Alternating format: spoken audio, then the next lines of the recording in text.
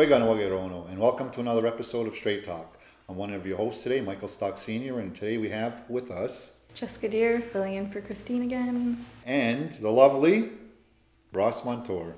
You're back. Welcome back, Ross. Nice to be back. It's actually nice to be back. Our condolences again for your loss. It's always tough. My mother passed away in December, and just last week, the last of my aunties on my dad's side passed away. It was Josie Deer, who was married to Joe Deer, for people who know her. You know, our condolences to that family also.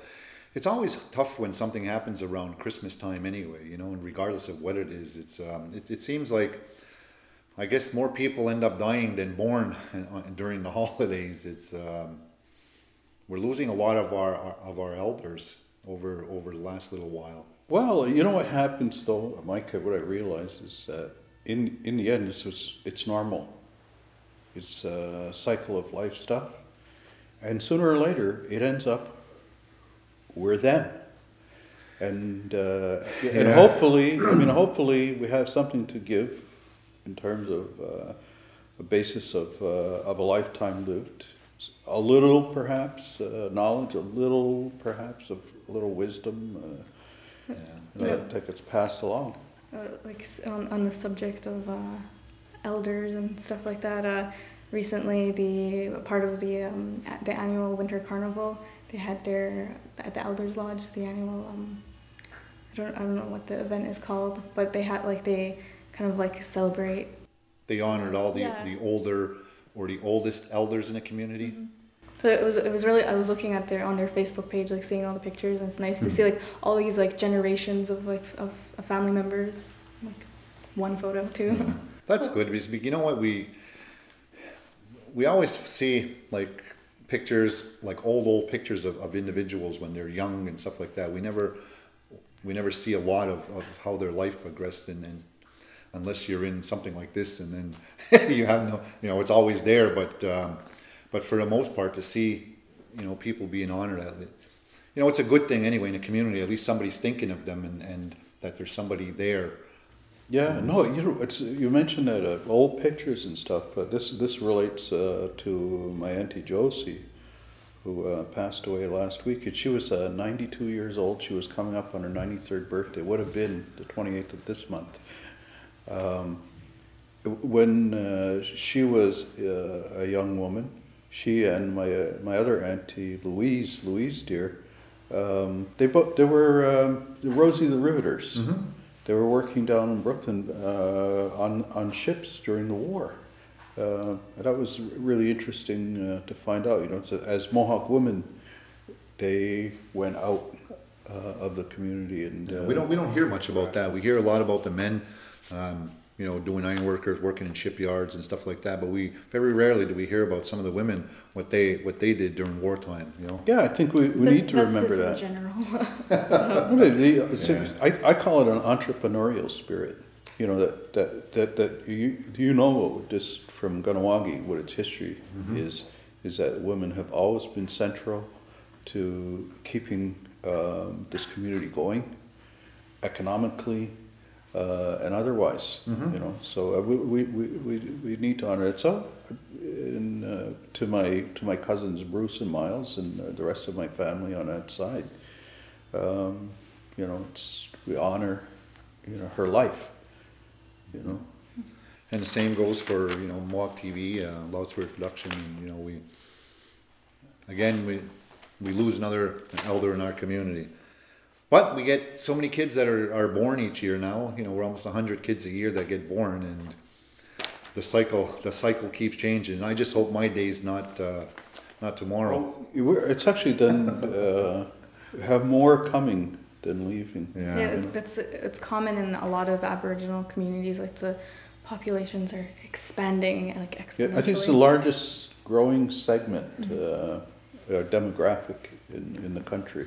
Which is good. And again, final for me on my aunt's passing was about her grandson, my cousin Bruce's son, became a father within a day of that. Really? So another generation spirit comes out, comes back in the next day.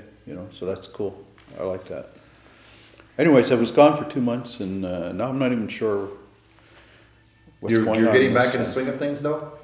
Well, I'm kind of like, I'm still kind of recovering from the 2 months thing and kind of moving back into paying attention to what's going on around me outside of my personal life. Yeah. Well, one of the things that we received a press release this week and informing us that the Court of Ganawage has closed as of February 15th. Is it until further notice? because there's a problem with the air circulation or something? It just said that it was going to be closed for maintenance to like the heating and duct work. So I had contacted someone, but as of this time, no response yet. So First the theater, now the court. Well, the theater was shut down. I think this one is. Did they? But all the personnel have been moved to the community protection unit at the moment. So if you need to contact anyone, they're available at that number. So. Yeah, that's going to be that. Even that building is right now it's saturated. To add more people to that mix it's going to be a tight squeeze. It's just it's I guess kind of ironic because like the first thing through the community decision making process has been like the Justice Act, yet like our courthouse is. It's falling apart. It's been a lot of things over the years, and Indian agent, IQA. So it's closed down until further notice. So so if I have a ticket or a warrant, I'm okay. No, they had instructions in the press release to call certain numbers, so you're not gonna get away. But in other news, I guess more seriously, there's a break-in that occurred on the weekend. Yeah, I was listening to that. It's strange because it's things happen so fast in this community, and we talk about it all the time. Is social media is a lot quicker sometimes, even than the police. As soon as something happens, there's so many people that are linked together with social media that. And this is a primary case where that works out good, isn't it? But it's not always accurate. Well, it's never. Nothing's ever 100% accurate. It's based on sometimes innuendo. But I understand that in this situation that there was another home invasion. Mm-hmm. Yeah. There was a home invasion, and what was the circumstances? Well, I called up peacekeeper investigator Warren White, and he informed me that there was 3 non-local males broke into the home of an elderly community member by the name of Victor Bova, and they forced their way into his house, chased him up the stairs, tied him up, and then robbed him. Meanwhile, a neighbor witnessed this and called the police, and as the police arrived on the scene, they were kind of leaving and then fled in different directions. Well, that's good. I mean, the peacekeepers, congratulations. It was, it was a fast response time. And, I think that's a good thing about... Well, you mentioned the social network. I don't know, to me, all that is the old moccasin telegraph in a way. I mean, and the accuracy... You're not that old, are you? Yeah, sure I am. We just got through all that.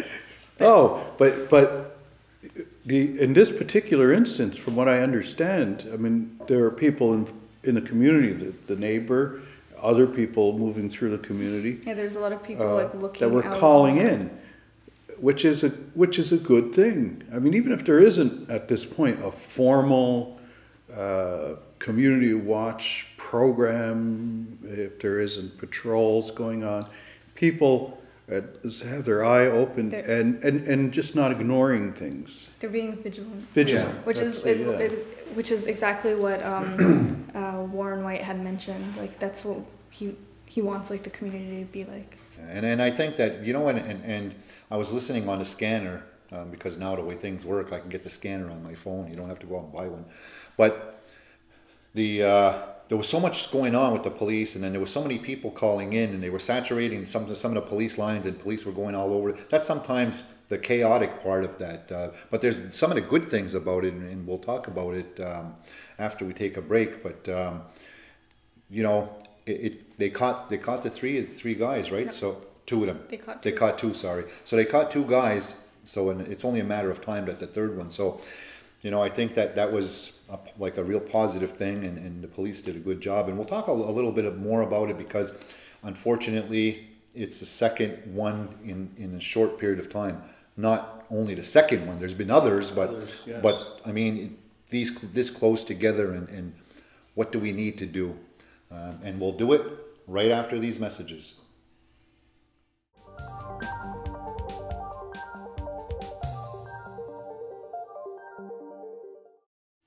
Welcome back to Stray Talk. So before the break, we were talking about the break-in that occurred on the weekend, and you had mentioned that, well, two of the individuals that broke in, the suspects, were caught in the area. Like, one of them was caught kind of like near JoJo's nursery on foot. Another one on the like service road behind like the services complex.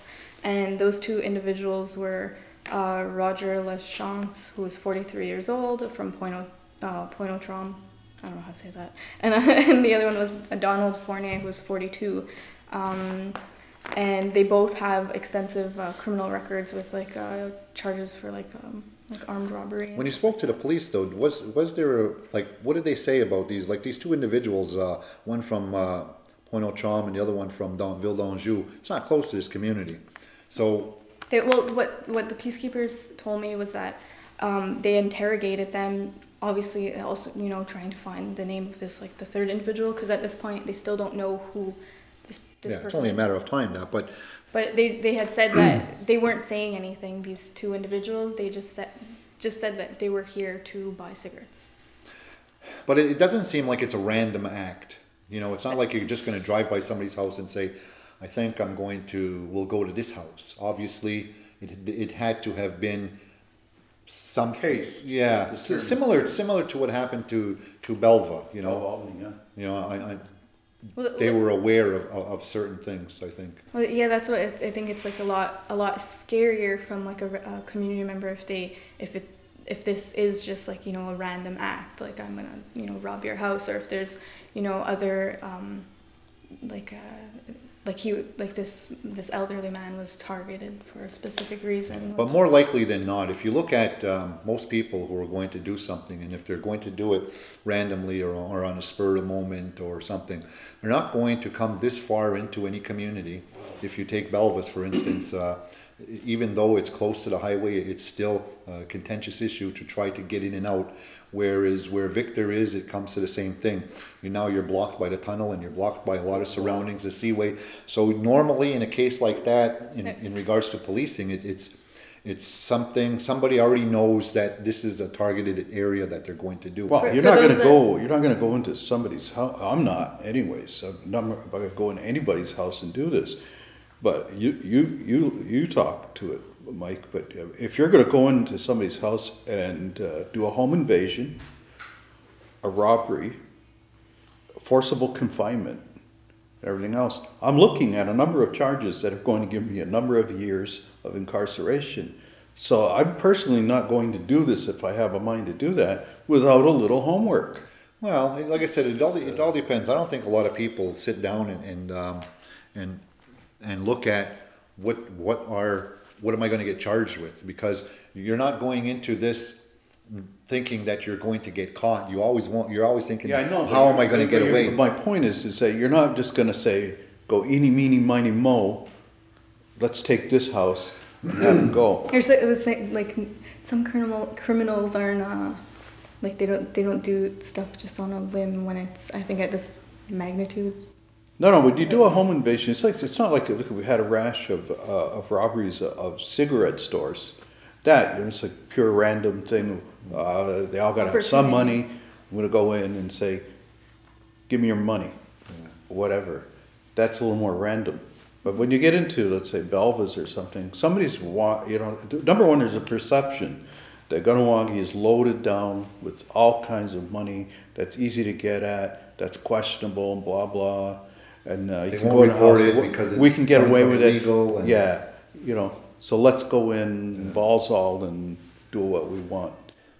I guess regardless of how or why they're doing that, I mean, they went to that specific house. I think the question comes down to what it was the first time, is how do you try to prevent this? I know that the first time, you know, there was such a big outcry of community members to do a community watch, and there's still people out doing it. If you look at what was going on that night, or if you were listening and paying attention to what was going on in the social network, as well as what was going on with the peacekeepers, a lot of people, which I don't think happened in the first one, but a lot of people, because there was individuals still on foot, had gone out. They were in their vehicles. They were out looking. They were out looking for these individuals, and they were going to get them. If the police didn't get them, they were going to. So a lot of men, and probably women, were out in the community looking for these people. So this happened years ago, and it wasn't a home invasion. It's maybe 15, 18 years ago, somebody came into the community, and I think I talked about this before. They beat somebody up and they almost killed them, and then they ran away, and they knew that we were looking for them, and then the Warrior Society had their patrols, but barricades were there at the time, and they called the police saying that they were where they were, because they knew somebody was going to catch them before the police. So this is, I guess, another example that some of the community members wanted to get them too. So to an extent, like, that concerns me a lot, because when you like, there's certain community members who are just, you know, they go out there and they're like, you know, I'm gonna try to find this person, but like, are they thinking about like their own safety? Like, what if these two people had not in this case, but in previous charges that you know, for like weapons charges, weapons possessions and stuff like that. I mean, like, something like, you're not a police officer. Yeah, I think most be a vigilante. Most people in our community, we have. Let me put it this way: due to popular misconception or conception, there's a lot of firearms in our community, and people had firearms that night, and I'll just leave it at that. I mean, but I don't think that they were going out to confront, to shoot somebody at all. It was more or less eyes. Yeah, and if you were listening to the scanner, the police were getting called all over. People were seeing, anytime there was somebody wasn't recognized, the police were there. So in some ways, it was helping them, and in some ways, they were on wild goose chases on some of the situations. But that happens anywhere. That would be a process issue. But the fact, though, is that people in the community have they take a stand. They've maintained a certain level of vigilance, and they took a stand, and they caught two out of three, which is a positive thing. And you know, you have to commend the police for doing their job. You know, for the fast response time, for the professionalism that they were doing, and it's been a while since I've given them credit for some, but it's and also the individuals in the community who went out there and were looking and everything else. But because one of the biggest things, or one of the scariest things in the situation, was that desperate people do desperate things, and because they're on foot, what are you end up doing? They could have break into somebody else's house to be able to hide in their house, and there was people that they were calling their family and friends to come to their house because it was in their neighborhood. They're locking their doors, they're putting their alarms on, they were getting guns. They were sitting in their houses with firearms. People were afraid that these individuals were going to go and break into their house just for a safe haven or a way of getting out. So there was a lot of things that were going on. But I think too, there's a perception on their part too. I'm sorry, that people in this community won't just lay down, you know, in terms of say, well, I'm not going to just go and do a string of houses here, and people are just going to panic and go into a ball. But I just wanted to mention, we didn't mention that this took place on the River Road area. Yeah, like by the town garage.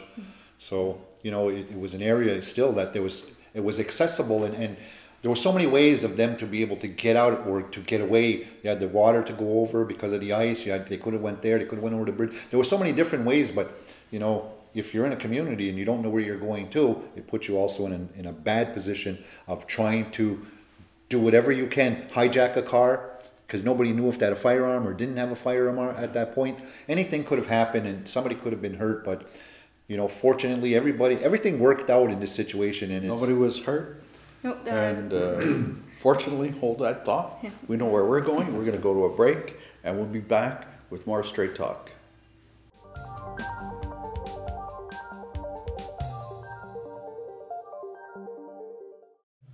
Welcome back to Straight Talk. So before the break, we were again talking about the break-in. We just wanted to wrap that up. That luckily no one was injured. That's good. In other news, there's a community meeting that's going to be next week on February 21st. That's a Tuesday, I do believe, at the Golden Age Club at 7 p.m. It's going to be one of those meetings that you're looking at their agenda. Well, that's what the agenda items, besides the usual land allotments, an update on the Kahnawake-Canada relations, community decision-making process, and anything else anybody else wants to talk about, right? Yeah. But one, the things that with the community decision-making process, which they're probably going to discuss, is the election law. It's going to its first community hearing on February 28th at the Knights of Columbus from 6 to 8 p.m. So if I guess if you want to have any say in regards to the election law, go to that meeting. But I still can't. I mean, it's this is a build up to the election. This law though will never be done until the election, and I don't know if it ever will, is because it's so tied and so. Well, you know what it is? It's so. Let me just finish it's so tied into membership. You can't resolve one without the other. Well, that was the one thing that I think most people would have said. The last election, 2 elections ago, the issue of having the membership law harmonized with the election law in terms of who can run, who can be on council. Well, that's one of the things that they're, I guess, trying to get out of these hearings, like the first one, which will take place soon, is to figure out, well, does it really need to be amended? Because it was a community member, a past electoral officer that, submitted the recommendations for some sort of amendments, but it's ultimately up to what happens at these hearings. What is that exactly gonna, what well, I think that's part of it. Yeah. It's part of it, but I'm not a real big. Personally, I'm not a big believer in the process, and I'll leave that at that. But really, it depends on who goes, depends on what's said, and depends on who's managing the meetings in terms of whatever outcomes people are looking for. But that said, people, I guess you're free to go and you participate and you'll say, do you believe in this? None of us is going to take a position on whether, the two should even be harmonized. There's a position to take, and an argument could be made just for leaving it just as it is. Yeah, some of the other things, not just in terms of with the membership law, but term limits, number of council chiefs, criteria for the candidates, and then there's even stuff like more like minor stuff like having more lights in the buildings and it's things that the electoral officer suggested. To manage the process. But I'm with Mike on as far as those other ones go. Nothing's going to happen with that until after the election, and whoever gets in gets the 3 years. Gets the 3 years. But you know what? Criteria. They've been beating this up for years now, and it's still I still can't see it going because of the membership law. That's not resolved, and right now they both say different things. Well, they're both going through this community decision-making process, which is it's a long and kind of. Well, when is that? Look at I left Kahnawake in early December and hadn't heard about anything going on with the membership law for a while prior. I know there's on Mohawk TV there's the show Unguri Wasu on TV. They were talking about it on their upcoming episode, like all the stages of where everything's at. So I'm at the part. But it takes really long, and it's I don't know. I can there's no way that this is ever going to happen for this election. Well, no. You know what? And I don't think that the people in right now want this to go through before anyway. you know, because it's going to be too of a contentious situation. Plus we have everything else coming down the line. We have what's going to happen as far as the casino is concerned. Is that going to piggyback off the election? There's all these things that, how are we going to deal with them? Then we have the tobacco law. Then we have everything else that's coming along, and it's all happening in this period. Are we going to, this community going to make decisions on all these things? It's not. Don't forget, we only have a few months left for the elections. People aren't going to, they're going to sit back and not make all these decisions. Right now, what's coming out is they're going to saturate this community like they do every election year with so much, they're going to inundate people with so much information that they forget what's going to happen at the end of the day. There's still going to be an election. And what's going to happen then? And I think that's where the focus is. The focus has to, well, like for us anyway, in media, we're looking at this, you know, and to see what the outcomes are going to be and how it's tied to each other. But for us, I think, for me anyway, in this position is to look at, or focus on what's going to happen in the next 6 months or so before the election, and how is that going to play itself out. Yeah. Well, you know, yeah, again, some of those things I think are just frankly red herrings. You know, I mean, this thing about, say, qualifications, that's good. People have been talking about that for at least 3 elections. Yeah. You know, it's going to happen. It's a buzzword. I don't see it. I don't see it. And as you say, membership is still up there. This casino thing is still going to be up there. And the whole process in terms of elections, you know, I'm convinced. I'm not cynical. I'm just not buying. I'm not shopping. You know, the thing is that the status quo is likely what's going to come out of any process here. And you know what? And I think that they would be hard pressed, the incumbents, to try to make any decisions that are going to hurt them if they're going to run for the next elections. And hard pressed, yeah.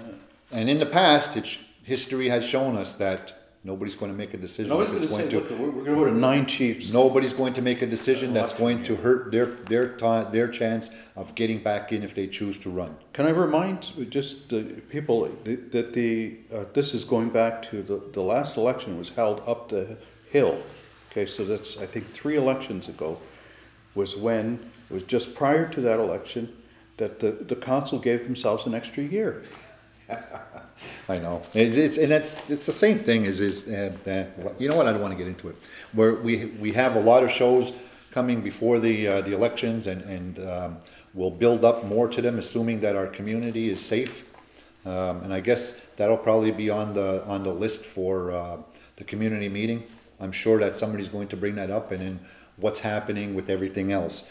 But one of the other stories that we've been following is the dismissal of Donna Lahash as the director of education, and there has been some.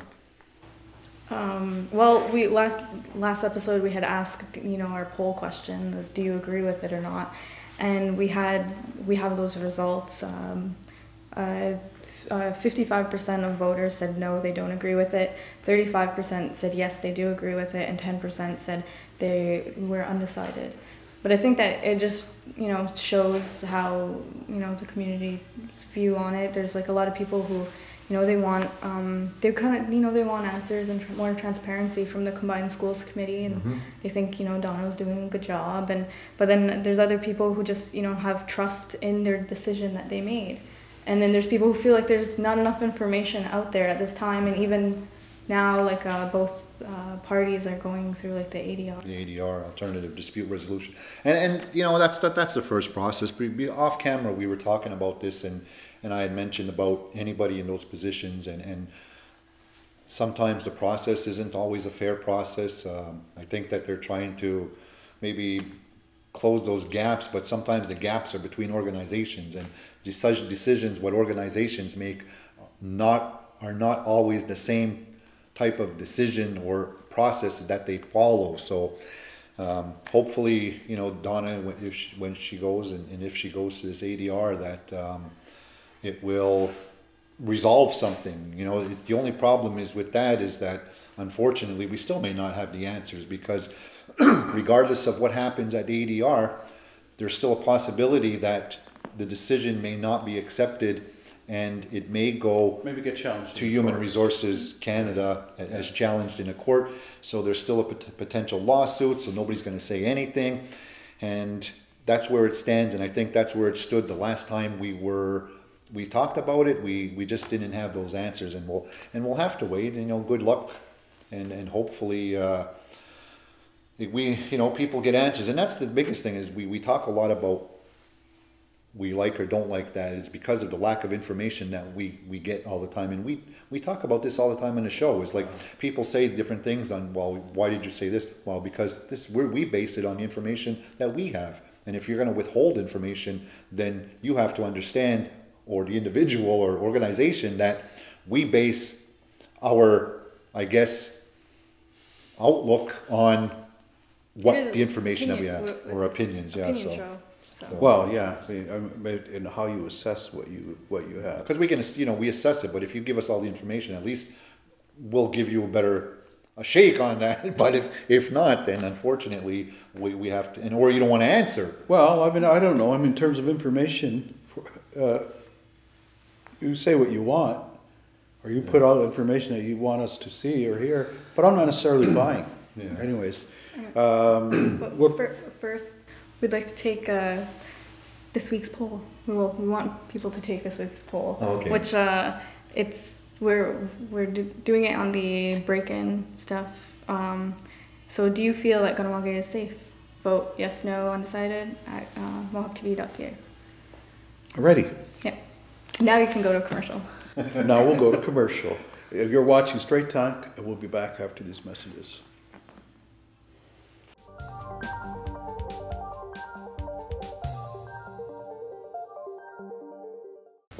Welcome back to Straight Talk. So last episode we also had mentioned the fundraiser for Baby Trace that was taking place. And while that took place this weekend, Baby Trace has... this past weekend, right? Yes, this past weekend.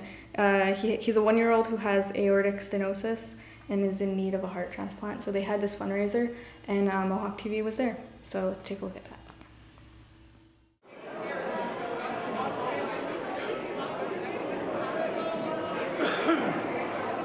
Tell me a little bit about how this fundraiser got started today.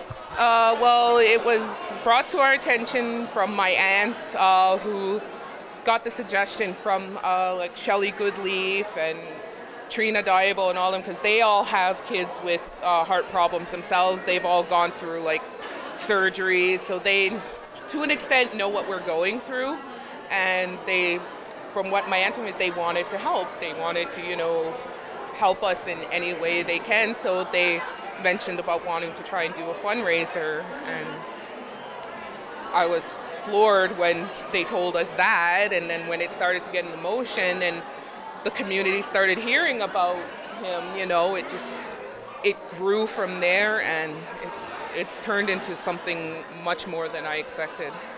Can you talk a little bit about Baby Trace? Well, as we all know, he has aortic stenosis, which affects the aortic valve in the heart. It doesn't expand properly, so the blood doesn't flow, from his body to the heart from the, and so forth. And so he's weak a lot, and he has his days where he's like this.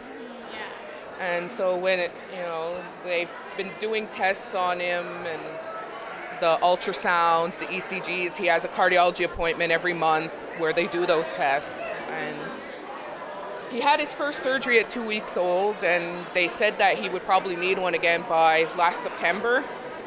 But by the time we went for the ultrasounds then, they said his heart was just getting too weak. There wasn't the improvement that they thought they were going to see. And they said another surgery probably wouldn't do much, wouldn't really give him the quality of life that he deserves. So that's when they mentioned about they want to consider putting him on the transplant list. What time frame, I guess, or guarantee is there regarding a heart transplant? Unfortunately, there really isn't none. You can't anticipate when, as horrible as this sounds, as much as I hate saying, some kid dies and their heart becomes available. You know, it's not something you can even put like a time frame on, or even guarantee that it's going to happen anytime soon. You know, we could get the call tomorrow, or we could get the call next year. You know, and right now it's just following up, doing his monthly cardiology appointments, and making sure his weight gain is getting good, because he's a little underweight right now, and making sure his heart's okay. There's no distress. There's no pressure to his heart, and just waiting it out, keeping up with his medication regimen and everything. So, is this the first fundraiser that was that happened for your family?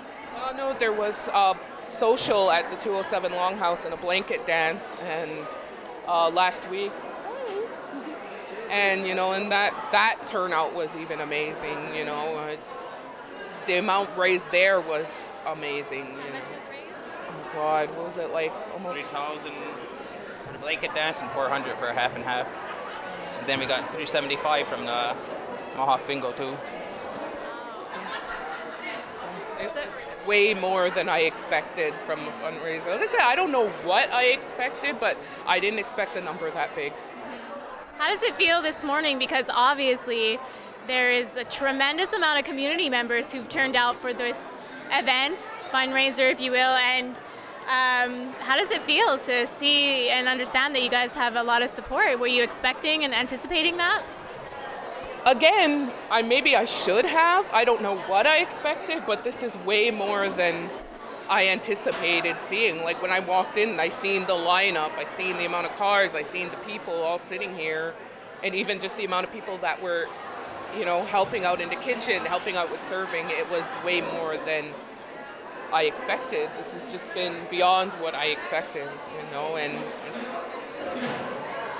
I really don't know what else to say, you know. It's like there's no amount of words in the world that could, you know, be used to describe how amazing this is, how awesome this community is when it comes together for something like this, for someone in need.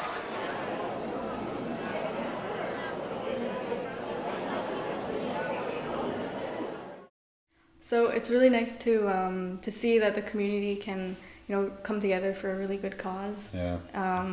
It turns out that they sold out of breakfast by like 10 a.m. Yeah. and good job.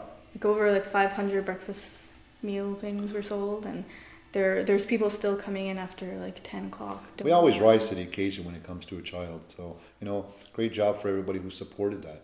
Mm-hmm. And then on a lighter note, it's, you know, Winter Carnival ends this weekend, and although it's not a part of the Winter Carnival, there was ice racing in Maple Grove, and Mohawk TV was also there. So yeah. Let's take a look at that.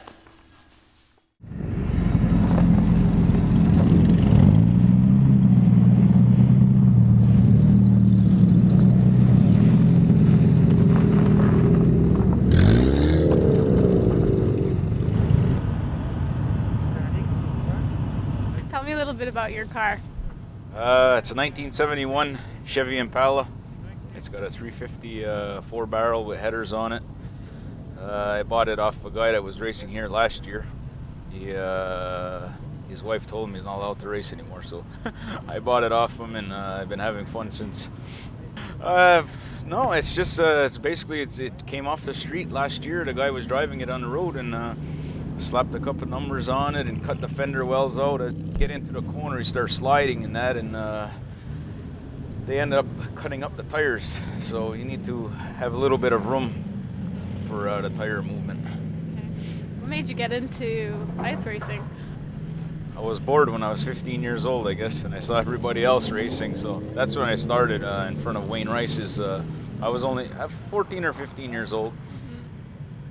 Well, if you really want to, you know, start ice racing, you're never too young. Well, actually, you got to be at least 16 years old with a parental signature or something, and you're never too old. I mean, you could take your old grandma's car off the road and slap a number on it and come out here and have fun on the weekends, you know, and during the winter. There's nothing else to do, so Alrighty. That's what we do.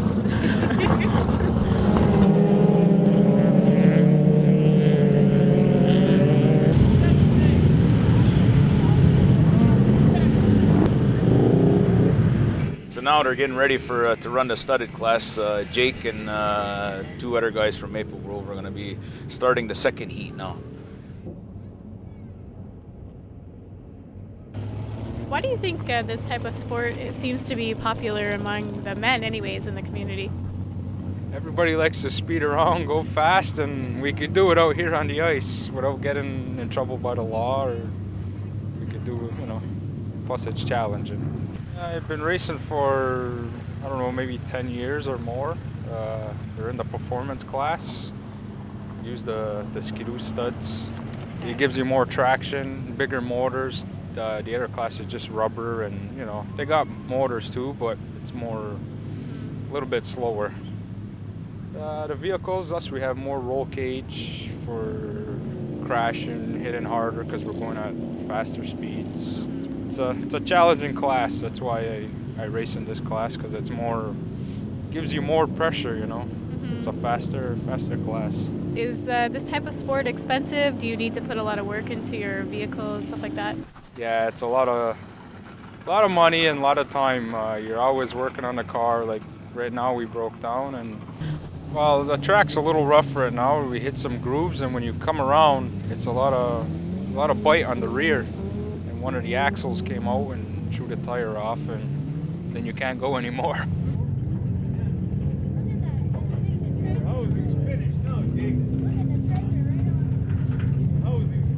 We could have it fixed for tomorrow, but that's enough for me this year.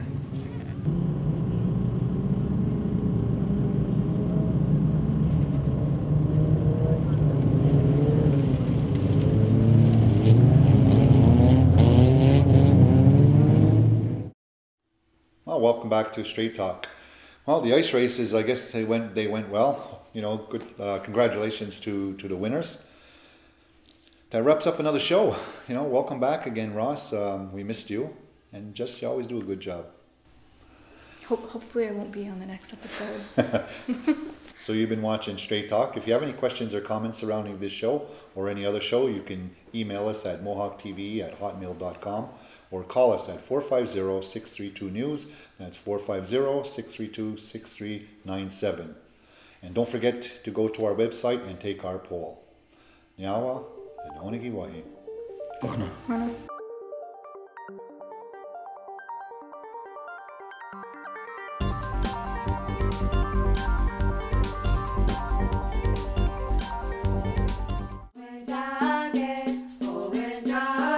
Kanya ke haga thadi adraste kayerniga hiadu zawaderodu.